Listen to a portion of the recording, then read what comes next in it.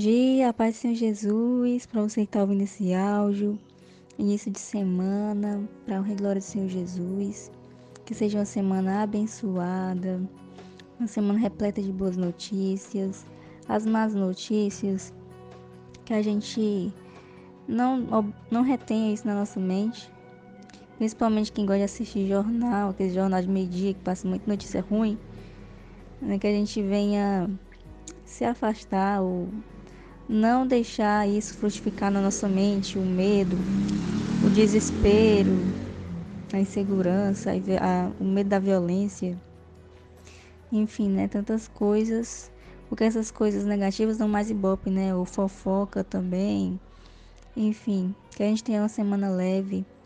Nós meninas, quando estamos naquele período, né, da TPM, as emoções também ficam mais intensas.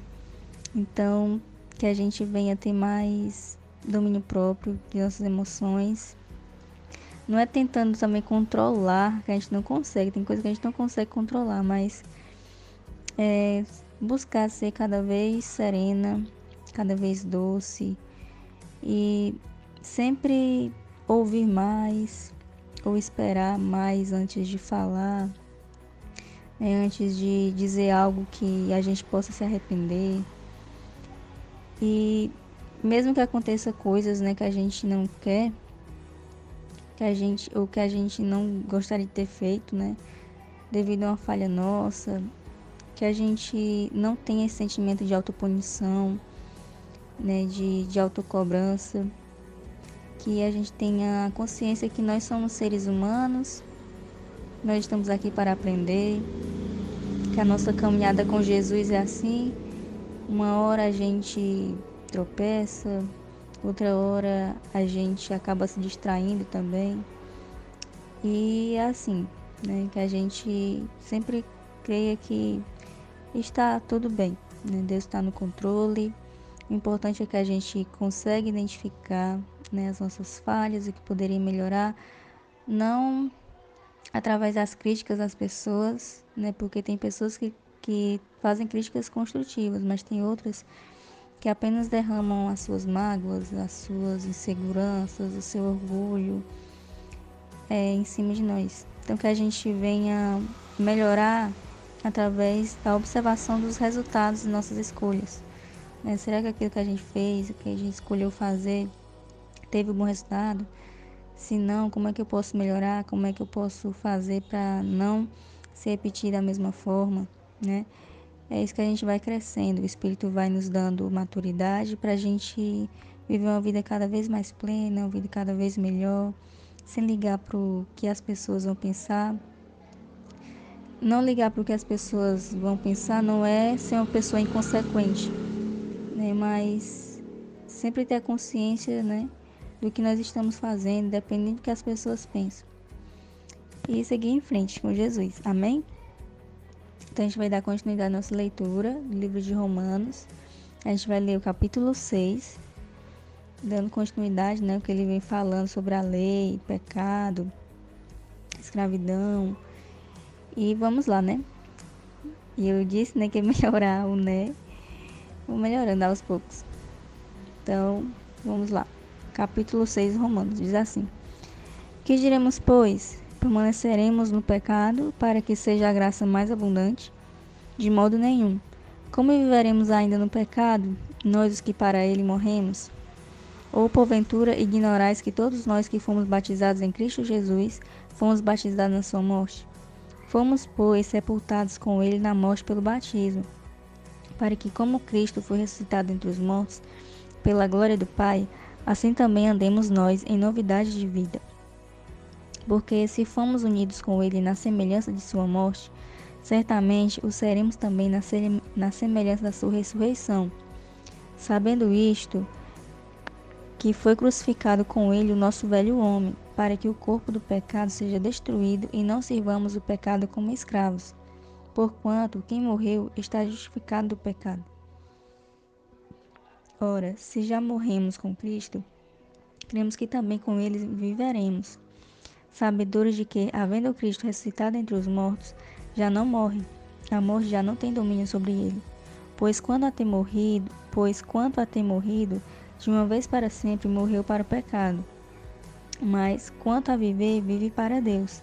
Assim também vós considerai-vos mortos para o pecado, mas vivos para Deus em Cristo Jesus.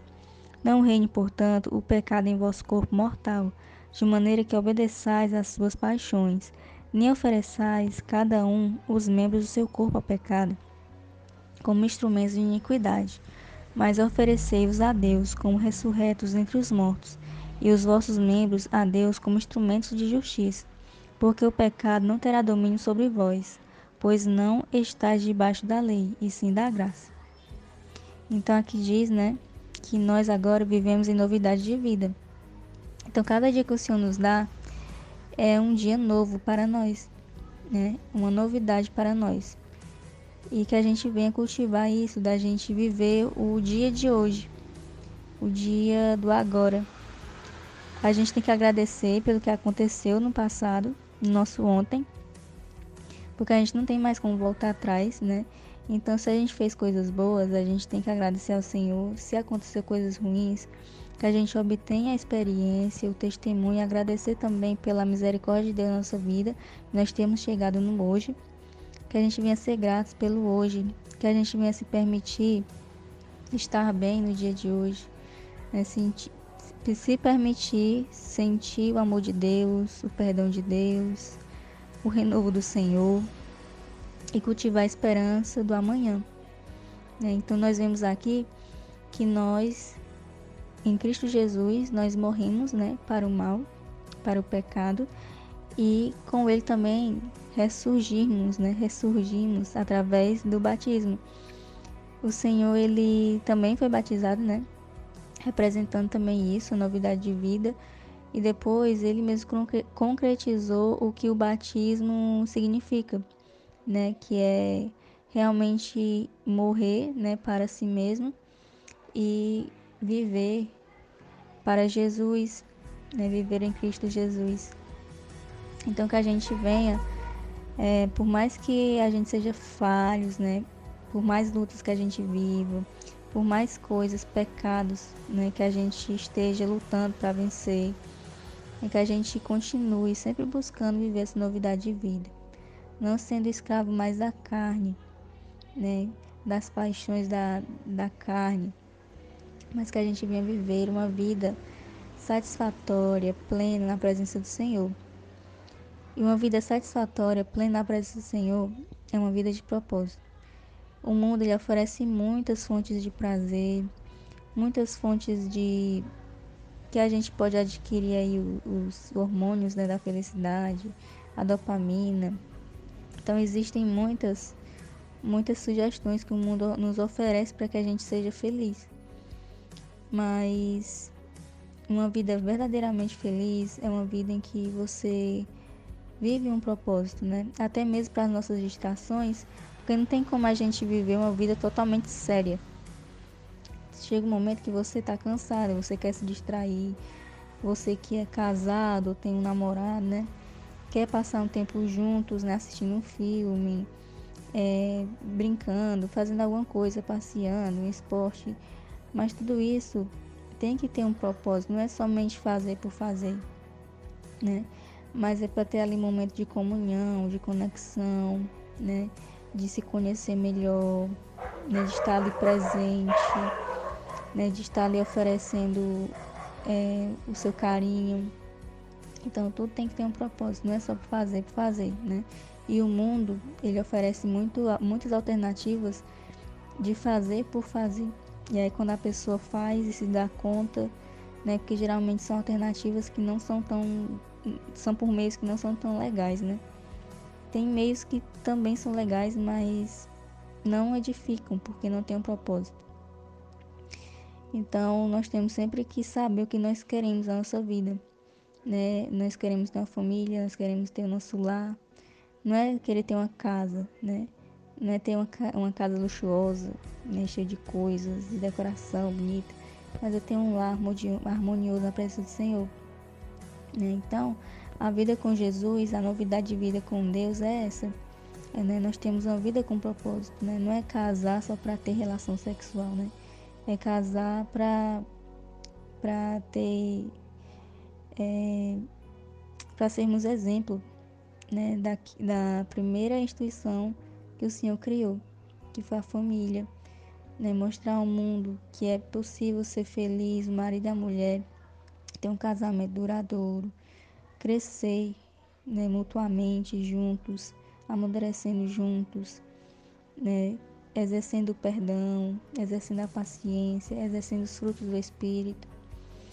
Então, existe sempre um propósito, não é só fazer por fazer. Então, vamos continuar aqui, né? Só para concluir aqui o pensamento, né? Quando a gente vive com Jesus, a gente não vive por viver, né? A gente vive com propósito. Então, continuando aqui, versículo 15. E daí? Havemos de pecar porque não estamos debaixo da lei, e sim da graça, de modo nenhum. Não sabeis que daquele a quem vos ofereceis como servos para a obediência, desse mesmo a quem obedeceis sois servos, seja do pecado para a morte ou da obediência para a justiça? Mas graças a Deus, porque outrora, escravos do pecado, contudo viestes a obedecer de coração a forma de doutrina a quem fostes entregues. E uma vez libertados do pecado, fostes feitos servos da justiça. Falo como homem por causa da fraqueza da vossa carne. Assim como oferecestes os vossos membros para a escravidão da impureza e da maldade para a maldade, assim oferecei agora os vossos membros para servirem à justiça para a santificação. Porque, quando eres escravos do pecado, estavais isentos em relação à justiça. Naquele tempo, que resultados colhestes? Somente as coisas de que agora vos envergonhais, porque o fim delas é a morte. Agora, porém, libertados do pecado, transformados em servos de Deus, tendes o vosso fruto para a santificação e, por fim, a vida eterna. Porque o salário do pecado é a morte, mas o dom gratuito de Deus é a vida eterna em Cristo Jesus, nosso Senhor. Então, a gente vê aqui a questão da santificação, né? Então, o propósito, né, que nós temos, porque assim, o propósito do ser humano é sempre servir ao outro. É como se a gente, o propósito é o sentido de sermos úteis, né? E o nosso propósito está totalmente ligado às dificuldades, às lutas que nós passamos. E aí isso gera empatia, isso gera conexão com as outras pessoas que estão passando pelo mesmo.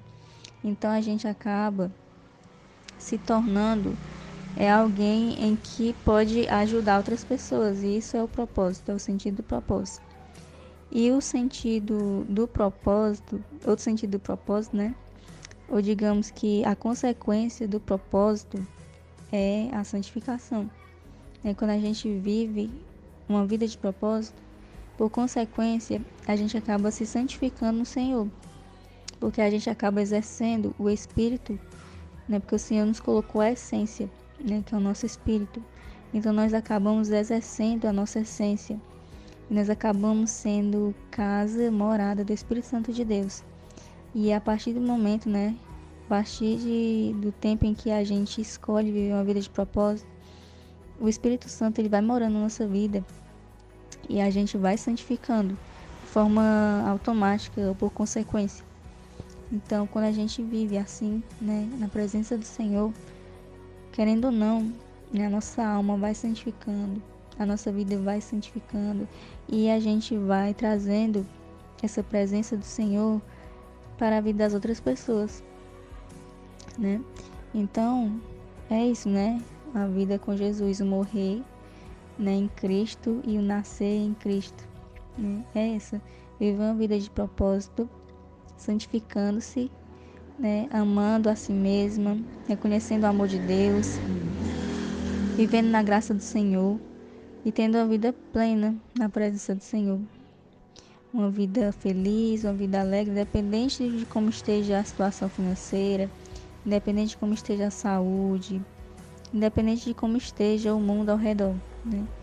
A gente vai, quando a gente vive na graça do Senhor, quando a gente vive, né, tendo paz de espírito, né, por estar na presença do Senhor, a gente tem, né, por consequência, essa vida plena, dependendo do que esteja acontecendo ao nosso redor. Então, essa foi a leitura de hoje, Espero que tenha edificado a sua vida, né? Que você tenha percebido que vale muito mais a pena ter uma vida em Cristo. O mundo lhe oferece muitas coisas para a gente viver feliz, entre aspas, mas não é uma felicidade que nos completa. Mas o Senhor Jesus, por mais que a gente não entenda muitas vezes o que Ele quer, o porquê que Ele quer, né? Que a gente faça determinadas coisas, mas que a gente confiando, né? Naquilo que Ele nos pede para fazer, pode ter certeza que muito mais, né? O retorno é muito maior. Amém?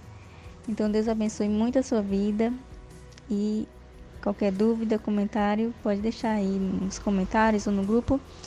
E até a próxima, em nome de Jesus.